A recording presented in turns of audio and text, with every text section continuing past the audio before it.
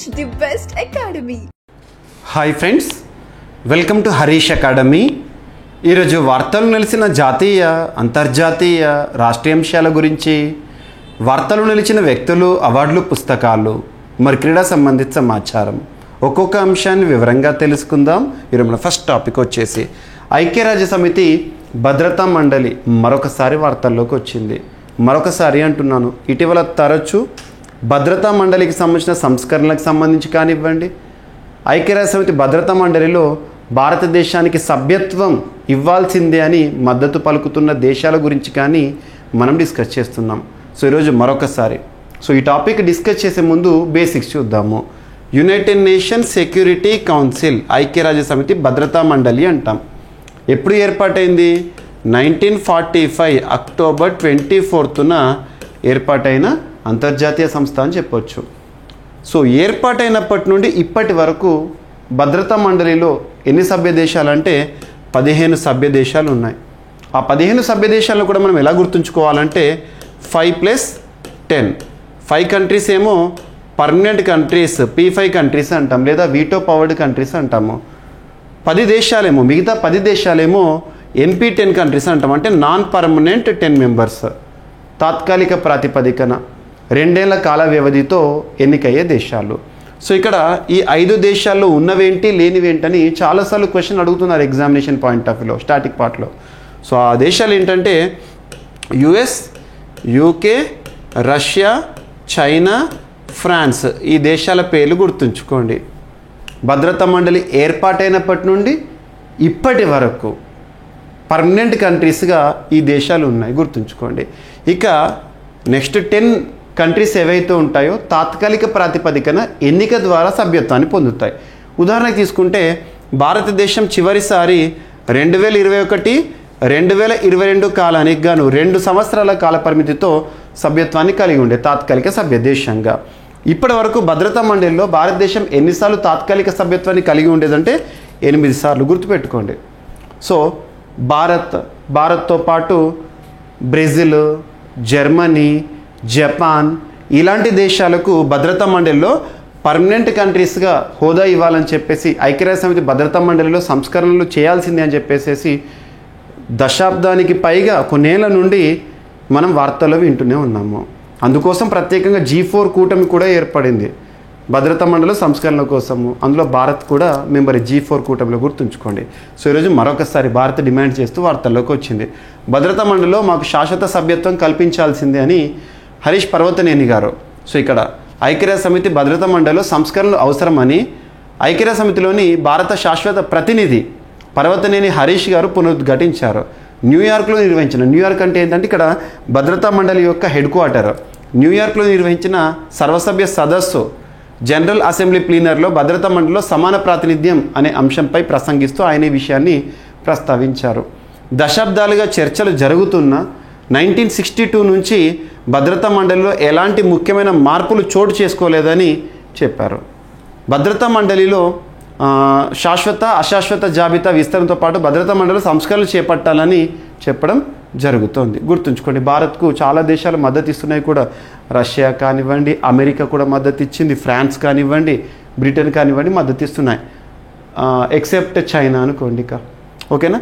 ఈ పర్మనెంట్ కంట్రీస్కి ఉండే అవకాశం ఏంటంటే వీటో, ఏదైనా ఒక తీర్మానం భద్రతా మండలిలో చర్చకు వచ్చింది అంటే ఈ వీటో పవర్డ్ కంట్రీస్లో ఏ కంట్రీ అయినా నో అని వీటో అధికారాన్ని వాడుకున్నారనుకోండి, ఆ తీర్మానం అంతతో ముగిసినట్లే, గుర్తుపెట్టుకోండి.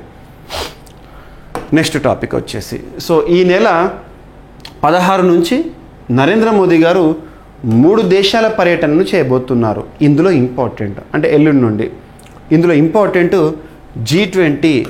G20 సదస్సుకు వెళ్ళబోతున్నారు. ఎగ్జామినేషన్లో కొన్ని సదస్సులు గుర్తుపెట్టుకోండి. ఇటీవల మనం అబ్జర్వ్ చేస్తే జూన్ మంత్లోనే ఎన్నికలు ముగిసినాయి కదా, 18th లోక్సభ ఎలక్షన్స్ ముగిసినాయి కదా. ముగిసాక వెంటనే ఫలితాలు వచ్చినాయి కదా. వచ్చాక విదిన్ 10 డేస్లోనే భారత ప్రధాని నరేంద్ర మోదీ గారు G7 సమ్మిట్కి ఏ దేశానికి వెళ్ళారంటే ఇటలీ దేశానికి వెళ్ళారు, గుర్తుంచుకోండి, జార్జియా మెలోని గారి ఆహ్వానం మేరకు. ఇక తర్వాత రీసెంట్గా క్వాడ్ సమ్మిట్, విల్మింగ్టన్, అమెరికా ఆతిథ్యంలో, జో బైడెన్ గారి ఆతిథ్యంలో క్వాడ్ సదస్సు జరిగింది కదా, అక్కడికి వెళ్ళారు. ఈ సదస్సులు ఎక్కడెక్కడ జరుగుతున్నాయో చూడండి. ఇక ఇప్పుడు G21 వచ్చింది. సో G20 శిఖరాగ్ర సదస్సు ఈ నెల జరగబోతోంది. ఈ నెలే 18th, 19th 2 రోజుల పాటు జరగబోతోంది. ఎక్కడ జరగబోతోంది అంటే G20కి ప్రస్తుతం అధ్యక్ష బాధ్యతలను నిర్వర్తిస్తున్న దేశం ఏంటి? బ్రెజిల్. గుర్తుపెట్టుకోండి, బ్రెజిల్ భారతదేశం నుండి G20కి అధ్యక్ష బాధ్యతలను స్వీకరించిన దేశం బ్రెజిల్. లాస్ట్ ఇయర్ భారతదేశంలో సెప్టెంబర్ 2023లో G20 18th సమ్మిట్ అనేది జరిగింది. 18th ఈ సంవత్సరం 19వ ఎడిషన్కి ఆతిథ్యం అధ్యక్షతన బ్రెజిల్లోని రియో డి జనీరోలో జరగబోతోంది. భారత ప్రధాని గారు వెళ్ళబోతున్నారు. ఇక అట్నుండటే నైజీరియా అధ్యక్షుడు బోలా అహ్మద్ తినుబు ఆహ్వానం మేరకు 16, 17 తేదీలో మోదీ గారు ఆ దేశంలో పర్యటిస్తారంట. ఇక 19 to 21 ఫస్ట్ ఏమో ఇక్కడ నైజీరియా, తర్వాత G20 సదస్సుకి, తర్వాత వచ్చేసేసి 19-21 మధ్యకాలంలో గయానాలో పర్యటిస్తారు. 1968 తర్వాత గయానా దేశంలో పర్యటిస్తున్న తొలి భారత ప్రధాని మోదీయే కావడం విశేషం. గుర్తుపెట్టుకోండి. ఇక ఈ అవుట్కమ్ ఏదైతే ఉంటుందో వచ్చాక మనం చూద్దాము. నెక్స్ట్, కొత్త గ్రహం గుర్తింపు అనే అంశం వార్తల్లోకి వచ్చింది. సౌర కుటుంబం ఆవల గట్టి అంతర్భాగంతో కూడిన కొత్త గ్రహాన్ని అంతర్జాతీయ శాస్త్రవేత్తల బృందం ఇటీవల గుర్తించింది. దీనికి అహ్మదాబాద్, మన గుజరాత్ రాష్ట్రంలోని అహ్మదాబాద్లోని ఫిజికల్ రీసెర్చ్ ల్యాబొరేటరీ నేతృత్వం వహిస్తుండడం గమనార్హం. రాజస్థాన్లోని మౌంట్ అబూ మీద నెలకొల్పిన రెండో PRL advanced radial velocity Abu sky search అనే అత్యాధునిక స్పెక్ట్రోస్కోప్ సాయంతో దీన్ని కనుగొన్నారంట. పేరేంటట అంటే TOI 6651b. గుర్తుపెట్టుకోండి, వీటిపైన ఎగ్జామినేషన్లో క్వశ్చన్స్ అడగవచ్చు. Science and technology important. ఇక ఎక్సర్సైజ్ సీ విజిల్ వార్తల్లోకి వచ్చింది. ముఖ్యంగా భారతదేశానికి సంబంధించిన కోస్టల్ డిఫెన్స్ ఎక్సర్సైజ్, తీర ప్రాంతం. సో భారతదేశంలో తీరరేఖ కలిగిన రాష్ట్రాలు ఎన్ని? 9. సో 9 రాష్ట్రాలతో పాటు కేంద్రపాలిత ప్రాంతాలు ఏవైతే ఉంటే వాటిని కూడా గుర్తుపెట్టుకోండి. సో 9: గుజరాత్, మహారాష్ట్ర, గోవా, కర్ణాటక, కేరళ, తమిళనాడు, ఆంధ్రప్రదేశ్, ఒడిశా, వెస్ట్ బెంగాల్ తీరరేఖ కలిగిన రాష్ట్రాలు. సో ఇక్కడ కోస్టల్ సెక్యూరిటీ ఫోర్సెస్ ఉంటారు కదా, వారి ఆధ్వర్యంలో ఈ సీ విజిల్ ఎక్సర్సైజ్ అనేది, coastal defence exercise 4th edition అనేది ఈ November month 20th and 21st రోజున జరగబోతోంది. దీనికి సంబంధించి అఫీషియల్ ఇన్ఫర్మేషన్ నిన్నటి రోజున ఇండియన్ నేవీ వారు ప్రకటించారు. గుర్తుపెట్టుకోండి, ఓకేనా. సో మరి మొదటిసారి సీ విజిల్ పేరుతో ఇటువంటి విన్యాసాన్ని ఎప్పుడు జరిపించారు అంటే 2019, ఓకేనా. సో ఇక్కడ చూడండి, Indian navy set to conduct 4th edition of pan India coastal defence exercise sea vigil on November 20th and 21st, the 4th edition, ఓకేనా. సో ఇక్కడ అబ్జర్వ్ చేస్తే మొదటిసారి ఈ సంవత్సరం జరిగే ఈ విన్యాసంలో national security council secretariat officials కూడా ఇందులో పార్టిసిపేట్ చేయబోతున్నారు. గుర్తుంచుకోండి, ఓకేనా. నెక్స్ట్ వచ్చేసేసి ఇటీవల కాలంలో వార్తలు ఇచ్చిన విన్యాసాలు ఏవైతే వాటిపైన ప్రత్యేకంగా చూడండి. వజ్రప్రహార్ కానివ్వండి, విన్ బ్యాగ్స్ కానివ్వండి, గరుడ శక్తి కానివ్వండి, ఏదైనా ఎగ్జామినేషన్ పాయింట్ ఆఫ్ లో క్వశ్చన్గా చూడొచ్చు. నెక్స్ట్, రక్షణ రంగానికి సంబంధించి CISF central industrial security force. మనం ఎయిర్పోర్ట్స్లో కానీ, రైల్వే స్టేషన్లో కానీ, పెద్ద పెద్ద సెంట్రల్ పబ్లిక్ సెక్టర్ ఎంటర్ప్రైజెస్లో కానీ చూస్తాము సెక్యూరిటీ గార్డ్స్లా. సో వారు CISF. సో ఇక్కడ ఫోర్సెస్కి సంబంధించి సో CISFకు తొలిసారి మహిళా పటాలం. సో ఇక్కడ అబ్జర్వ్ చేస్తే విమానాశ్రయాలు, ఇతర ముఖ్యమైన ప్రాంతాల్లో పెరుగుతున్న రద్దీని దృష్టిలో ఉంచుకొని తొలిసారి మొత్తం 1025 మంది మహిళలతో కూడిన CISF రిజర్వ్ బెటాలియన్ను కేంద్ర ప్రభుత్వం మంజూరు చేసింది. సీనియర్ కమాండెంట్ ర్యాంక్ అధికారి నేతృత్వంలో ప్రత్యేక మహిళా రిజర్వ్ యూనిట్ను ఆమోదిస్తూ కేంద్ర హోంశాఖ ఇటీవల ఉత్తర్వులను జారీ చేసింది. దేశంలో 68 విమానాశ్రయాలు. సో CISFకు తొలిసారి మహిళా పటాలం అనే టాపిక్. నెక్స్ట్ వచ్చేసి దీర్ఘశ్రేణి క్రూయిజ్ క్షిపణి పరీక్ష దిగ్విజయం. ఏదైనా ఇటీవల కాలంలో వార్తలు ఇచ్చిన ఆయుధాల గురించి కానీ, రక్షణ రంగానికి సంబంధించిన దిగుమతుల పైన కానీ ఎగ్జామినేషన్ పాయింట్ ఆఫ్ లో క్వశ్చన్స్ ఎక్స్పెక్ట్ చేయొచ్చు. ముఖ్యంగా పూర్తి స్వదేశీ పరిజ్ఞానంతో తయారు చేయబడిన మిసైల్స్ కానీ, ఆయుధాలు కానీ, లేదా రాకెట్స్ కానివ్వండి, లేదా ఇటీవల కాలంలో వార్తలు ఇచ్చిన నేవల్ షిప్స్ కానివ్వండి, వీటిపైన ప్రత్యేకంగా చూడండి ఎవరు తయారు చేస్తారో దాని యొక్క ప్రత్యేకత ఏంటి. సో ఇక్కడ ఒక క్షిపణి మిసైల్. భారతదేశంలో క్షిపణి పరీక్ష ప్రయోగం అనగానే ఏ వింగ్ గుర్తుకు రావాలి?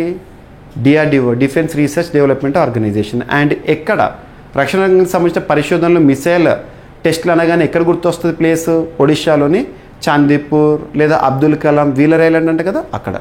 సో భూతలంపై దాడులు చేయగల దీర్ఘశ్రేణి క్రూయిజ్ క్షిపణిని భారత్ తొలిసారిగా పరీక్షించింది. ఒడిషా తీరానికి చేరువలో ఇంటిగ్రేటెడ్ టెస్ట్ రేంజ్ నుంచి జరిగిన ఈ ప్రయోగం విజయవంతంగా సాగిందని రక్షణ మంత్రిత్వ శాఖ పేర్కొంది. గుర్తుంచుకోండి, LRLACMను బెంగళూరులోని ఎరోనా సో ఇక్కడ LRLACM సో ఈ క్రూజ్ క్షిపణి ఏదైతే దాని పేరు. సో బెంగళూరులోని ఏరోనాటికల్ డెవలప్మెంట్ ఏజెన్సీ వారు అభివృద్ధి చేశారు. డిఆర్డిఓకు చెందిన పలు ల్యాబ్లు, ప్రైవేటు పరిశ్రమలు దీని రూపకల్పనలో పాల్పంచుకున్నాయంట. ఇక డిఆర్డిఓ, డిఫెన్స్ రీసెర్చ్ డెవలప్మెంట్ ఆర్గనైజేషన్కి ప్రస్తుతం చీఫ్గా ఎవరు విధులు నిర్వర్తిస్తున్నారు? సమీర్ వి కామత్ గారు. ఇటీవల పదవీకాలం పొడిగింపు సంబంధ అంశంతో వార్తల్లోకి వచ్చారు. ఇక రష్యాతో రక్షణ ఒప్పందానికి ఉత్తర కొరియా ఆమోదం తెలపడం జరిగింది. సో ఉత్తర కొరియా, రష్యా మధ్య స్నేహం మరింత బలపడుతోంది. తమలో ఏ ఒక్కరిపైనైనా శత్రుదేశం దాడి జరిగితే ఈ రెండు ఒకదానికొకటి సహకరించుకునేలా కీలక ఒప్పందాన్ని కుదుర్చుకున్నాయి. సో కిమ్ జోంగ్ ఉన్ గుర్తుంచుకోండి. జూన్లోనే దీనిపై సంతకాలు జరగా దాన్ని ఉత్తర కొరియా తాజాగా ఆమోదించినట్లు ఆ దేశ జాతీయ మీడియా ఇటీవల చెప్పడం జరిగింది. ఈ ఒప్పందాన్ని రష్యా ఇప్పటికే ఆమోదించింది. యుక్రెయిన్ యుద్ధం, కొరియా ద్వీపకల్పంలో అమెరికా మిత్రపక్షాల మధ్య పెరుగుతున్న సైనిక భాగస్వామ్యంతో కిమ్, పుతిన్ ప్రభుత్వాలు మరింత దగ్గరవుతున్నాయి. గుర్తుపెట్టుకోండి. సో ఈ రెండు దేశాల మధ్య. సో ఎగుమతుల్లో భారతదేశంలో టాప్ 5 స్టేట్స్ ఏంటి అని చెప్పే నివేదిక, rankings directorate general of commercial intelligence and statistics వారు విడుదల చేసిన ర్యాంకింగ్స్. 2024 ఏప్రిల్ నుండి అంటే ఆర్థిక సంవత్సరం ప్రారంభం నెల నుండి జూన్ మధ్యకాలంలో మన దేశం నుంచి అత్యధికంగా సుమారు 19% ఎగుమతులు వెళ్ళిన దేశం అమెరికా. ఆ తర్వాతి స్థానాల్లో UAE, నెదర్లాండ్స్, UK, చైనా ఉన్నాయంట. టాప్ 3 ఎగుమతులు ఖనిజ ఇంధనాలు, ఆయిల్స్, ఎలక్ట్రానిక్ పరికరాలు, రియాక్టర్లు, బాయిలర్లు. మన దేశంలోని రాష్ట్రాల విషయానికి వస్తే అత్యధిక ఎగుమతులు చేసిన రాష్ట్రం గుజరాత్ అట టాప్ పొజిషన్లో. నెక్స్ట్ వచ్చేసేసి ఆంధ్రప్రదేశ్ 5వ స్థానం ఉంది. టాప్ 5 గుర్తుంచుకోండి. టాప్ 5లో తెలంగాణ లేదు, ఓకేనా, గుజరాత్. సో ఇక్కడ అబ్జర్వ్ చేస్తే ఫస్ట్ గుజరాత్, సెకండ్ మహారాష్ట్ర. ఇవి ఎగుమతుల శాతం మొత్తం 100% అనుకుంటే అందులో గుజరాత్ నుండి 30%. So second Maharashtra, third Tamil Nadu, fourth Karnataka, last 5th position Andhra Pradesh. So road ప్రమాదాల్లో సంబంధించి నివేదిక. సో ఇక్కడ అబ్జర్వ్ చేస్తే ఇంటర్నేషనల్ రోడ్ ఫెడరేషన్ వారు ఇటీవల రిలీజ్ చేసిన, ఇంటర్నేషనల్ రోడ్ ఫెడరేషన్ ఇక్కడ స్విట్జర్లాండ్లోని జెనీవా కేంద్రంగా పనిచేస్తుంది. వారు ఇటీవల విడుదల చేసిన ఒక నివేదిక ప్రపంచ రోడ్డు గణాంకాలు 2022 ప్రకారము ప్రపంచంలో రోడ్డు ప్రమాదాల్లో అత్యధికులు మరణించింది మన దేశంలో కాగా అత్యధికులు గాయపడింది అమెరికాలో ఉందంట రోడ్డు ప్రమాదాలకు సంబంధించి. సో ఇక్కడ అబ్జర్వ్ చేస్తే మన దేశంలో రోడ్డు ప్రమాదాల్లో అత్యధికంగా 1,31,714 మంది మరణిస్తే అమెరికాలో గాయపడిన వారు 22.82 లక్షల మంది అంట. గుర్తుపెట్టుకోండి. సో గాయపడిన వారు అత్యధికంగా ఉన్న 2 నుంచి 7 స్థానాల్లోని సంఖ్య మొత్తంలో సమానంగా అమెరికాలో క్షతగాతులు ఉండడం విశేషం. సో ఇక్కడ అబ్జర్వ్ చేస్తే సో ఇక్కడ రెడ్ కలర్లో కనిపిస్తుంది ఏంటంటే మరణాల పరంగా భారతదేశం టాప్లో ఉంది. రోడ్డు ప్రమాదాల్లో మరణిస్తున్న వారు ఎక్కువగా ఇండియాలో ఉన్నారు అన్నట్టు. ఇక గాయపడిన వారి విషయంలో ఎక్కువగా ఎవరంటే అమెరికాలో. గుర్తుంచుకోండి ఇక్కడ బ్లాక్, ఓకేనా. సో అడగవచ్చు ఎగ్జామినేషన్ పాయింట్ ఆఫ్ వ్యూలో రిపోర్ట్స్ కానివ్వండి, ఇటువంటి మనకు అవేర్నెస్ పైన important. Next TRAI, telecom regulatory authority of India. TRAI భారతదేశంలో రెగ్యులేటరీ బాడీస్ ఉంటాయి, నియంత్రణ సంస్థలు అంటాము. సో ఉదాహరణకు తీసుకుంటే బ్యాంకింగ్ రెగ్యులేటరీ బాడీ అంటే ఏంటి? RBI బ్యాంకింగ్ సెక్టర్ని నిర్వహిస్తుంది, నియంత్రిస్తుంది. నెక్స్ట్ బీమా రంగం అనగానే insurance regulatory development authority of India. Next SEBI మనకి స్టాక్ మార్కెట్, షేర్ మార్కెట్ని కంట్రోల్ చేస్తుంది. ట్రాయ్ దేనికి సంబంధించింది? టెలికాం రంగానికి సంబంధించి. సో ట్రాయ్ ఇటీవల 25th meeting of South Asian telecommunication regulator council సంబంధిత అంశంతో వార్తల్లోకి వచ్చింది. ఒక సదస్సు. సో ఏంటంట? South Asian telecommunication regulators council summit 25th edition. So గుర్తుంచుకొని న్యూఢిల్లీలో జరిగింది. నవంబర్ 11th నుండి నిన్నటి వరకు, సో 13th వరకు ముగిసింది. సో ఇక్కడ అబ్జర్వ్ చేస్తే Troy telecom regulatory authority of India ఎవరి సహకారంతో అంటే కొలాబరేషన్ విత్ ఏషియా పసిఫిక్ టెలికమ్యూనిటీ సహకారంతో నిర్వహించారు.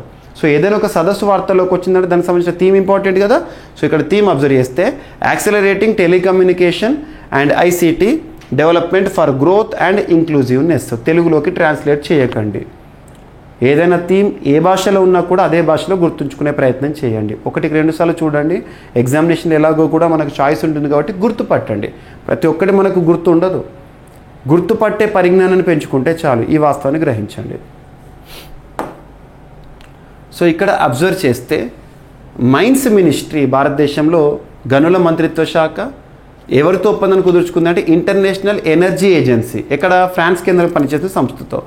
సో ఈ ఒప్పందం యొక్క ఉద్దేశం mines ministry MoU with international energy agency. ఒప్పందం యొక్క ఉద్దేశం ఏంటంటే cooperation in the area of critical minerals. So critical minerals విషయంలో సహకారం ఇరు సంస్థలు కూడా ఇచ్చిపుచ్చుకోవడం కానీ సహకారంలో భాగంగా. సో ఇక్కడ అబ్జర్వ్ చేస్తే కొన్ని క్రిటికల్ మినరల్స్ యొక్క ఎగ్జాంపుల్స్ కొన్ని ఎట్సెట్రా కొన్ని చూడండి. అల్యూమినియం, యాంటిమోనీ, బెరిలియం, బిస్మత్ ఇవన్నీ కూడా క్రిటికల్ మినరల్స్. వీటి విషయంలో గుర్తుంచుకోండి. ఓకేనా. సో నెక్స్ట్ వచ్చేసి BHEL Bharat heavy electricals limited.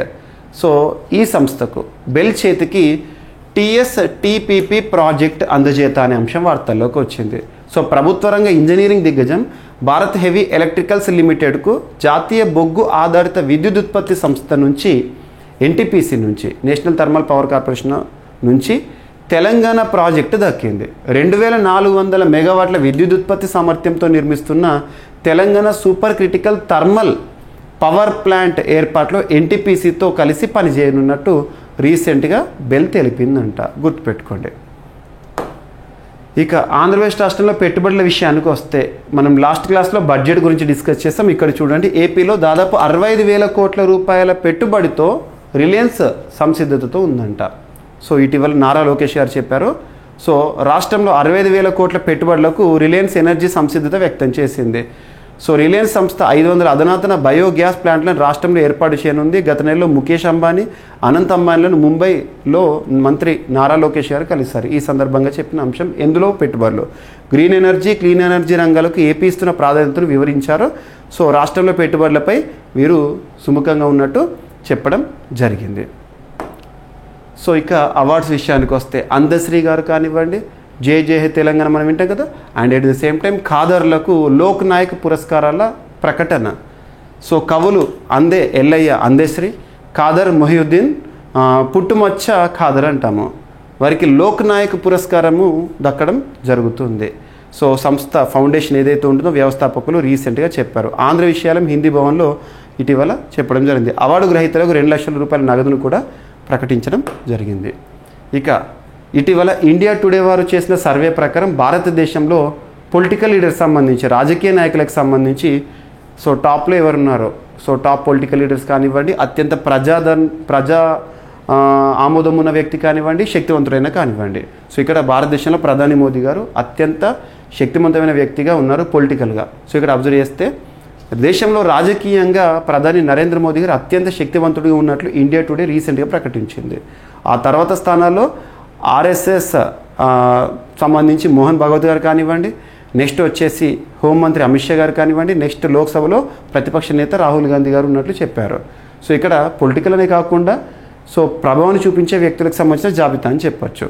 ఇక ఏపీ ముఖ్యమంత్రి చంద్రబాబు నాయుడు గారు దేశంలోని అత్యంత శక్తివంత నాయకుల్లో 5వ స్థానంలో, ముఖ్యమంత్రుల స్థానంలో అగ్రస్థానంలో ఉన్నట్టు సంస్థ చెప్పడం జరిగింది. గుర్తుపెట్టుకోండి. సో ఈరోజు అంశాలు ఒకసారి ర్యాపిడ్గా చూస్తే భద్రతా మండలిలో సంస్కరణలకు సంబంధించి భారత్ చెప్పిన లేదా భారత్ చేసిన డిమాండ్. సో ఈ నెల 16 నుంచి నరేంద్ర మోదీ గారు 3 దేశాల పర్యటన అండ్ అందులో ఇంపార్టెంట్ G20 సదస్సు 19th ఎడిషన్ ఎక్కడ జరగబోతుంది? బ్రెజిల్ ఆతిథ్యంలో. సో కొత్త గ్రహం గుర్తింపు ఇటీవల వార్తల్లోకి వచ్చింది. అండ్ ఎక్సర్సైజ్ సీ విజిల్ అనేది వార్తల్లోకి వచ్చింది, నావికాదళ విన్యాసము. అండ్ సెంట్రల్ ఇండస్ట్రియల్ సెక్యూరిటీ ఫోర్స్కు తొలిసారి మహిళా పట్టాలం అనే టాపిక్. నెక్స్ట్ దీర్ఘశ్రేణి క్రూయిజ్ క్షిపణి పరీక్ష దిగ్విజయం ఒడిశాలో. అండ్ రష్యాతో రక్షణ ఒప్పందానికి ఉత్తర కొరియా ఆమోదం తెలిపింది. ఎగుమతుల్లో ఆంధ్రప్రదేశ్ రాష్ట్రం టాప్ 5లో చోటు దక్కించుకుంది. నెక్స్ట్, రోడ్డు ప్రమాదాల్లో అత్యధిక మరణాలు భారతదేశంలో సంభవిస్తే అత్యధికంగా గాయాల పాలైన వారు అమెరికాలో ఉంటున్నారంట. సో ట్రాయ్ ఆతిథ్యం ఇచ్చిన ఒక సదస్సు. Next, ministry of mines MoU with international energy agency critical minerals విషయంలో. భారత్ హెవీ ఎలక్ట్రికల్స్ లిమిటెడ్ చేతికి టీఎస్టీపీపీ ప్రాజెక్ట్. నెక్స్ట్, ఆంధ్రప్రదేశ్ రాష్ట్రంలో పెట్టుబడులకు సంబంధించి రిలయన్స్ సంసిద్ధంగా ఉందంట. అందశ్రీ ఖాదర్ గారికి లోక్నాయక్ పురస్కారాలు అనే అంశము. అత్యంత శక్తివంతమైన ప్రధానిగా లేదా అత్యంత శక్తివంతమైన వ్యక్తిగా భారత ప్రధాని నరేంద్ర మోదీ గారు నిలిచారు ఇండియా టుడే సర్వేలో. సో ఇవి ఫ్రెండ్స్ ఈరోజు వార్తలు నిలిచిన అంశాలు. మిస్లీనియస్ అంశాలను మిగిలిపోతే రేపటి క్లాస్లో డిస్కస్ చేసి మళ్ళీ తెలుసుకుందాం. రేపు కలుద్దాం. Thank you.